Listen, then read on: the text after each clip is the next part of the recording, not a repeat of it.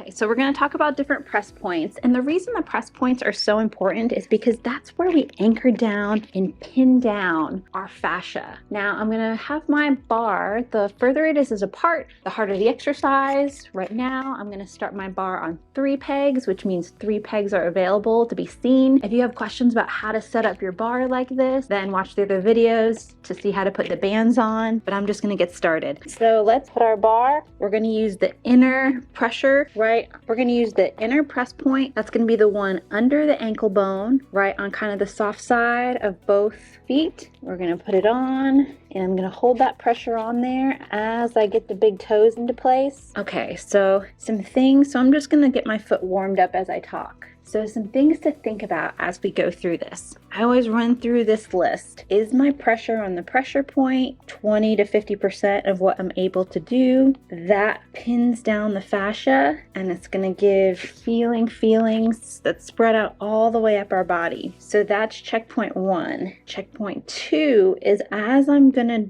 move through the motion I'm going through, am I consistently keeping that pressure 20 to 50% on the bar? And I'm gonna switch. So I'm doing right now all toes, activation. I'm doing a toe raise and a heel raise with my inner Dorothy press point on my feet. So I'm scooted to the front of the chair. I have my body kind of leaned forward, pitched forward, and weighted through those feet. And I'm gonna go ahead and start my timer. So that was my warm up. I'm gonna start my timer for 10 minutes. We're gonna do a 10-minute workout session. Okay, I just started. So I'm gonna go through an activation, assuming that you guys know a lot of the details, that you've gone over other activations. So I just started my 10-minute timer, and I'm about halfway through my toes. And like I was saying, I am assuming you guys have done some of the activations before, that you know some of the basics of PressEX. And so I really want to just kind of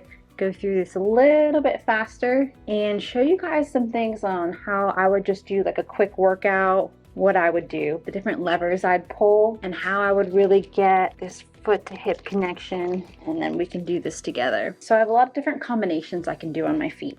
Right now I'm doing the combination of the toe raise, heel raise with the inner press point and the inner bands. I'm going through all the toes, and then I go through and put it on the outside of the foot right over. Okay, now I'm going to choose to go on the outer press point right below the outer ankle bone, and I'm going to go through all of the toes again. And what I'm going to do this time is I'm going to keep the pressure point on the outer bone, which gives me kind of a feeling like up the side of my legs and even into my hip and my greater trochanters right here, right where people have that hip bursitis. And if you don't know what hip bursitis is, it's like a jelly-filled sac in your hip. It's called a potential space. And switch toes. And what that potential space does is it fills up with liquid sometimes. Think about like a water balloon before it's filled up with liquid, and after. When you have bursitis, it's like the water balloon is filled up with liquid. And before you have bursitis, or if you don't have inflammation, then that water balloon is empty and it's just flat. It's a potential space. So switch toes. If you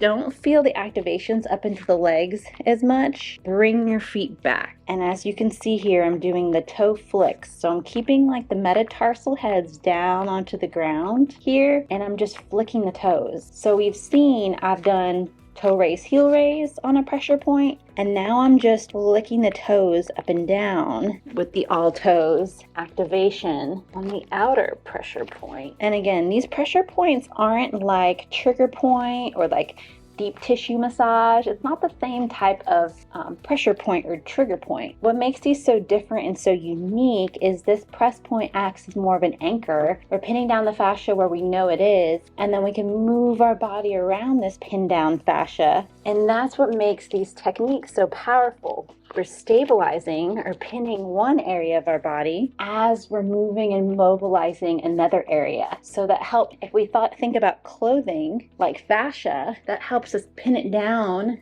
So imagine I'm pinning it down right here with my hand at the elbow, and this is my bar holding my fascia down. My fascia is my sweater, and then my hand is the idea of us moving our bodies along with this pinned down motion. So then you can see my sweater stretching, and if I pin it down and hold it down, my sweater can stretch more here versus just by itself. Here stretches more, and then once it's released, it's gonna be nice and looser, and it's gonna get that deep seated looseness. So sometimes when we're loosening that deep seated tightness, it does feel a little stiff and hard to do, but keep working through it. Okay, great job.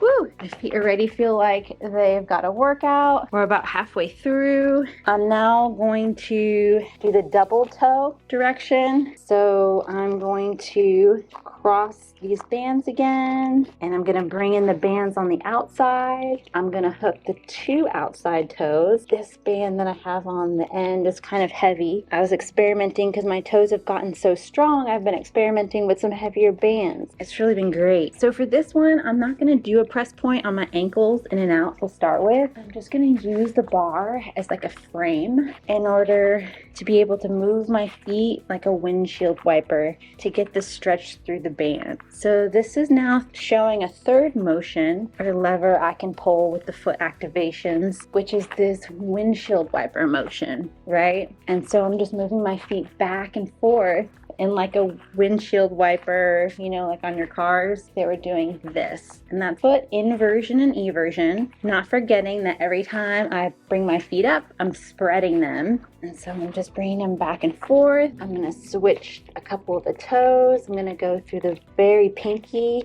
and I'm gonna loop it over the front too this time. A lot of PressEX benefit is not always felt right during the exercise, but more for right after. So after this, we're gonna walk around and we're gonna feel the difference in our hips, knees, back, and ankles. And so just take note, if the bar is wider apart, it will be a little bit harder. Now we're gonna go on to a more advanced way to do this. And the reason it's more advanced is because this bar will fly off. If you don't have this press point under control here, it keeps you honest. You have to stay consistent with the pressure. I'm gonna show you what it's like. So I'm putting this on while I hold the press point on, but I just wanna show you, if I were to let go, this whole thing would come off and this exercise would not work. So if you need to, hold the bar on as you get the bands on. And I don't know if you can hear me, but I'm huffing and puffing. So I'm actually getting quite a good workout just doing this. As you see, my body is kind of rocking back and forth. That's what's helping me put more pressure into my feet, which is another part of the PressEX framework, is not only pressure into the bar, but pressure into the ground. A closed chain pressure, which means your muscles activate more, and then sometimes in reverse order and more stabilizing. So it's a closed chained idea, and so that's why you see me rocking like a mental patient. That's why you see me rocking back and forth. Now you don't have to do the rocking.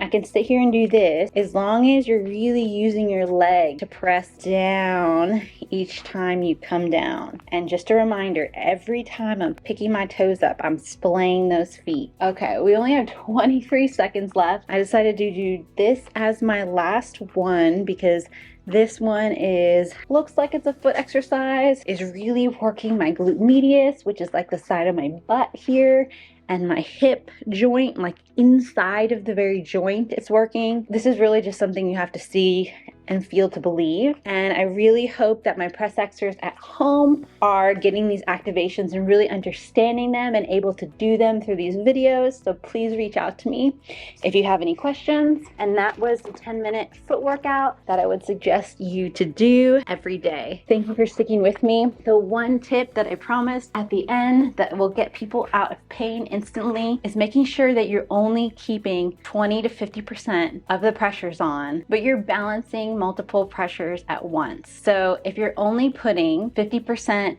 in on the bar and then 50% of your pressure in your toe splay and another 50% of your pressure down into the ground. So the more, I know that sounds complex, but the more you can take 3 different things, 3 different pressures, and balance them so that you have all 3 submaximal working at the same time, that's when you're really gonna see and feel in your body the magic of PressEX and the body spring method. Thanks for sticking with me for the 10-minute workout, guys. If you're enjoying what you see, and so if you want the transformation PressEX has brought to thousands of people and the community that we've built of happy people enjoying longer lasting results from their fascia exercise, go to www.bodyspring.fit and join the PressEX PressEX revolution.